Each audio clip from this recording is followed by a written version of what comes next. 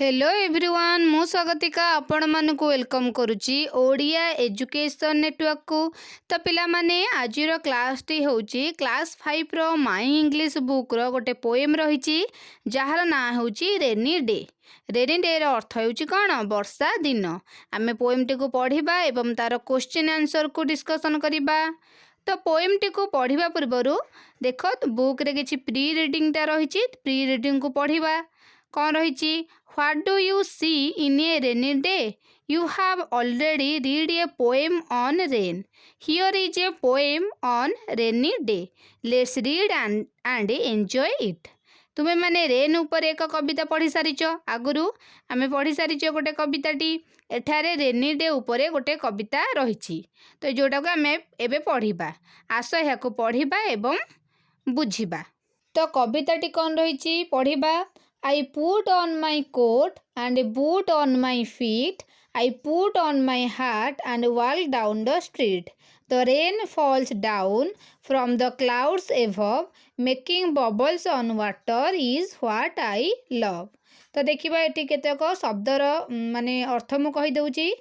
Put on माने कौन पिंधिबा, coat माने होची एक प्रकार पोशाक, बूट होची तुमे माने जानिथिबो जोता, फीट माने होची पाद, हैड माने होची टोपी, वाल्क माने चालिबा, स्ट्रीट माने रास्ता, रेनफॉल माने रेन माने कौन वर्षा, फॉल डाउन माने तळको खसी पड़िबा, क्लाउड माने बादल, बबल्स माने पानी फुटका, आ वाटर अर्थ होची कौन पानी। तो देखिबा कौन रही I put on my coat. I put on my coat माने मु मोर कोट पिंधे। And boot on my feet मु जोता कोट पिंधे गोड़े पिंधे। I put on my hat मु हैट पिंधे बा टोपी पिंधे। And walk down the street एवं रास्ता रे चली जाए।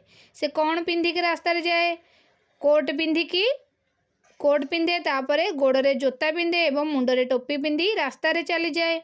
The rain fall down rain fall down अर्थ होची कौन वर्षा पड़े तलकू।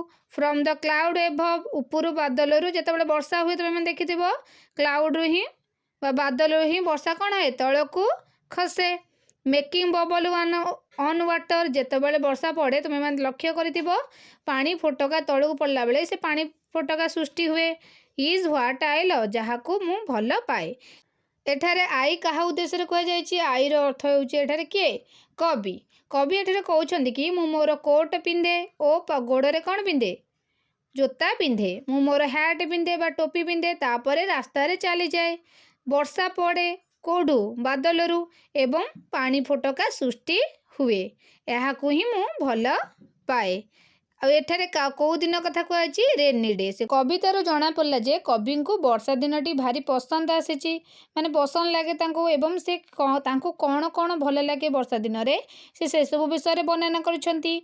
तो आमे तो कविताटी को पढ़िले एबे आमे क्वेश्चन आंसर को मध्य कौन करिबा डिस्कशन करिबा। 1 नंबर को देख who is I in the poem. कवितार आई किए बा कवितार आई कहा उद्देश्य रे कह जायछि। I in the poem is the poet. कवितार कविंग पई आई वर्डटी लिखा जायछि। सेकेंड नंबर क्वेश्चन देख what did she put on. से कौन पिंधिले माने कवि कौन पिंधिले। She put on her coat boot and hat.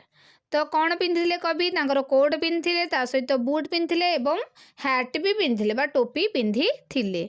Third number question देख what did she do after putting on coat boot and hat. Coat boot और हैट पिंधिबा परे से कौन कले कवि कौन कले सब पिंधिबा परे। After putting on coat boot and hat she walk down the street. Coat boot और हैट पिंधिबा परे कवि कौन करछंती रास्ता रे चलिबा को आरंभ करिसंती। ताले 4 नंबर क्वेश्चन को देख कौन रही where does rain fall from. वर्षा केउंठी पड़ुची वर्षा केउंठारु पड़े। Rain fall from the cloud above आकाश रे थिबा बादल रु कौन हुए वर्षा पड़े। 5 नंबर क्वेश्चन रही what does it make on water. पानी रे यह कौन तैयारी करुची जेतेबेले वर्षा हुए पानी रे यह कौन तैयारी करे कौन सृष्टि हुए। Rain make bubbles on water.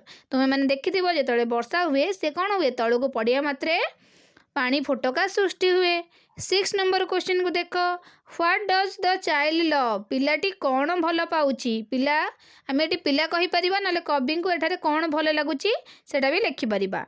तो the child of the bubble on water make by the rain, तो कवि को बा चाइल्ड बा पिलाटी को एठारे कौन भल लगी जितेबाला वर्षा होती जो पानी फोटाका सृष्टि होता भारी भल लगुच पसंद आसुची। 7 नंबर क्वेश्चन रही, डू यू लाइक रेन, तुम्हें मैंने वर्षा को भल पाओ बा वर्षा तुमको भल लगे कि, yes I like the rain, तुम्हें मैंने लिखिपर तुमको भल लगे कि न लगे सेटा तुम उपर डिपेंड करे।